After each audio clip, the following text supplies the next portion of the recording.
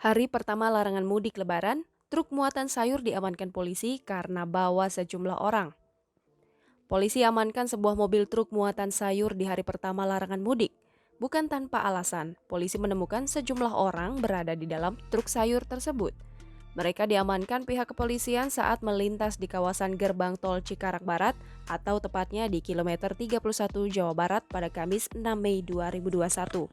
Penindakan dilakukan pihak kepolisian menyusul adanya penyekatan pelarangan mudik Lebaran 1442 Hijriah pada 6 sampai 17 Mei 2021. Adapun penyebab dari pengamanan itu dilakukan karena polisi mendapati truk tersebut membawa muatan orang di bagian belakang truk. Bukan hanya itu, truk tersebut juga terpantau membawa muatan sayur mayur yang diletakkan bersamaan dengan 7 orang yang ada di dalamnya. Aib Saifullah, sopir dari truk tersebut mengaku saat diamankan dirinya ingin menuju Garut sepulang dari Pasar Induk Cibitung.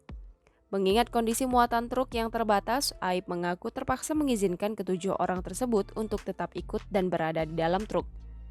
Tak hanya itu, kata Aib, dirinya sudah mengetahui bahwa pihak kepolisian akan memberlakukan penyekatan pelarangan mudik di beberapa titik ruas jalan tol.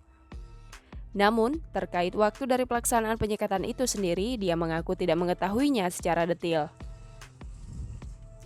Hingga berita ini dimuat, pihak kepolisian masih mengamankan truk berplat kuning itu. Polisi mulai lakukan penyekatan di jalan arteri dan jalan tol. Pada Kamis 6 Mei 2021, peraturan larangan mudik sudah mulai diberlakukan.